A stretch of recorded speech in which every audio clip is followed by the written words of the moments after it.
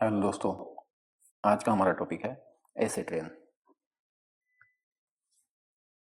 Any precipitation, precipitation का मतलब होता है अवक्षेपण। अवक्षेपण यानी पानी, किसी भी फॉर्म में पानी का गिरना। ठीक है, चाहे वो रेन के फॉर्म में हो, स्नो के फॉर्म में हो या फॉग के फॉर्म में हो, उसको बोलते हैं प्रेसिपिटेशन।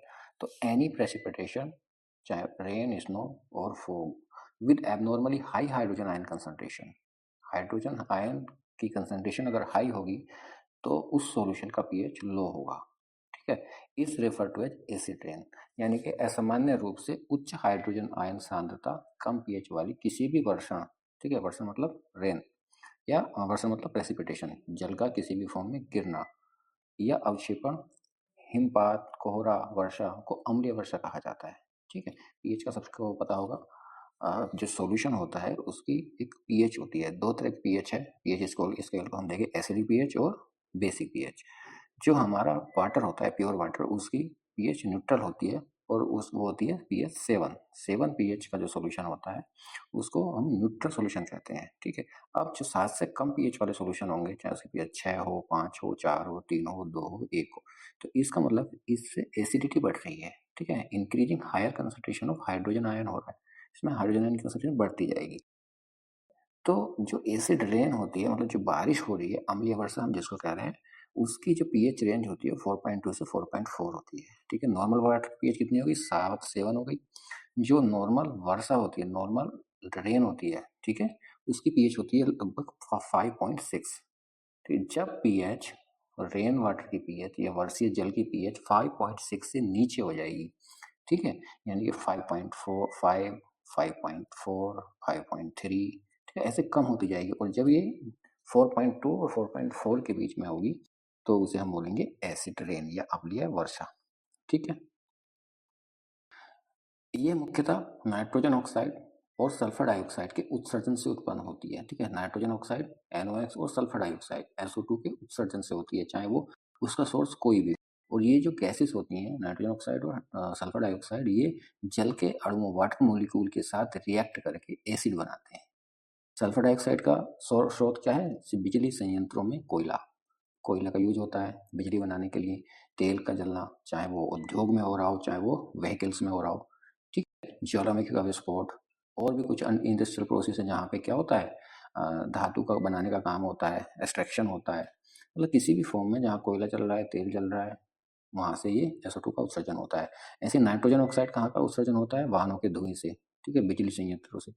तो ये कुछ पर्टिकुलर स्रोत हैं जहाँ से इन दो गैस का, नाइट्रोजन ऑक्साइड और सल्फर डाइऑक्साइड का उत्सर्जन होता है, जो केमिकल रिएक्शन करके पानी, जो अम्लीय वर्षा है, उसको निर्माण में, अम्लीय वर्षा नॉर्मल रेन वाटर जो है उसको अम्लीय एसिडिटी उसको प्रोवाइड कराते हैं।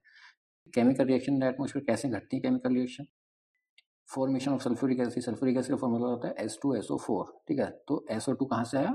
एटमोसफेयर गैस है, वो इन्वायरमेंट में प्रेजेंट ऑक्सीजन से रिएक्ट करती हुई SO3 बनाती है।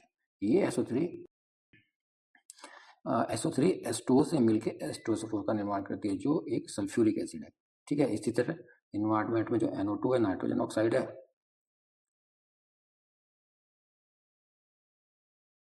NO2 प्लस वाटर मिलकर HNO2 और HNO3 बनाते हैं, जो नाइट्रिक एसिड है, HNO3। ठीक है, HNO2 भी HNO3 में कन्वर्ट हो जाता है ऑक्सीजन से रिएक्ट करके।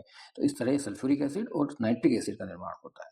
ठीक है, अब ये सल्फ्यूरिक एसिड और नाइट्रिक एसिड जो है, वाटर ड्रॉपलेट के साथ, जब वर्षा हो रही है तो पानी ऊपर से आ रहा है, और इन्वायरमेंट में ये सल्फ्यूरिक एसिड और नाइट्रिक एसिड बन गए हैं, तो पानी की बूंदों के साथ ये एसिड नीचे गिरते हैं, जिससे जो वर्षा का जो जल है, प्योर वाटर है, इसकी पीएच लगभग 5.6 होगी, उसकी पीएच घट के 4.2, 4.3, 4.4 हो जाती है, जिसको हम अम्लीय वर्षा बोलते हैं। एसिड रेन होने के कारण क्या है? कुछ एंथ्रोपोजेनिक एक्टिविटी हैं जो ह्यूमन के द्वारा ह्यूमन क्रिएट करता है। मानव जनित एक्टिविटीज होती हैं, जैसे बर्निंग ऑफ फॉसिल फ्यूल्स, कारखानों, ऑटोमोबाइल और ताप विद्युत संयंत्रों में जीवाश्म ईंधन का जलना, कोयले का जलना। ठीक है, थर्मल पावर प्लांट में कोयले का जलना, इंडस्ट्रियल पोल्यूटेंट की वजह से, ऑयल रिफाइनरी की वजह से। ठीक है, इमिशन ऑफ नाइट्रोजन ऑक्साइड होता है, किसी भी वजह से नाइट्रोजन ऑक्साइड का इमिशन हो रहा है। ठीक है, एग्रीकल्चर ऑपरेशन की वजह से। नेचुरल कॉज क्या है इसके? वोल्केनिक eruption है। ठीक है, जहाँ से सल्फर डाइऑक्साइड SO2 निकलता है। फॉरेस्ट फायर है, लाइटनिंग, आग लग जाती है जंगलों में, NO2 निकलता है। ठीक है, तो ये सब चीज़ें जो है फैक्टर रेस्पॉन्सिबल होते हैं एसिड रेन के लिए। इफेक्ट क्या होता है एसिड रेन का रिगार्डिंग द एनवायरनमेंट? पर्यावरण के संबंध में पॉल्यूशन है, पॉल्यूशन तो इफेक्ट डालेगा ही। सोइल है, सोइल में रिमूव वाइटल एलिमेंट, सोइल से मैग्नीशियम और कैल्शियम जैसे महत्वपूर्ण तत्वों को नष्ट कर देता है। पौधे की रोग प्रतिरोधक क्षमता, रेजिस्टेंट टू डिजीज को कम कर देता है। रोगों से लड़ने की क्षमता होती है प्लांट की, उसको कम कर देता है। पत्तियों को नुकसान पहुंचाता है, उनके विकास को धीमा करता है। वाटर बॉडीज में जो एक्वेटिक लाइफ है उसको डैमेज कर देता है। उसकी पीएच नदियों का जो पानी उसका पीएच कम हो जाएगा, है ना, lake lake water, river water का, जिससे जो है फिश वहाँ अंडे नहीं देती हैं, तो उनकी एक्वेटिक लाइफ को अफेक्ट करता है। ह्यूमन हेल्थ पे, है ना, ह्यूमन हेल्थ पे भी निगेटिव इफेक्ट डालता है। दूषित भोजन और पानी के अप्रत्यक्ष परिणाम आते हैं। जो जानवर हैं या ह्यूमन है रेन वाटर का यूज़ करता है, उसकी वजह से उस पर इनडायरेक्ट इफेक्ट होते हैं उसकी हेल्थ पे। ठीक है, nitrogen oxide, sulphur dioxide are link to respiratory issue like bronchitis, asthma जैसी बीमारियां हो सकती हैं अगर ये NOx और SO2 ज़्यादा इनहेल करता है ह्यूमन या कोई भी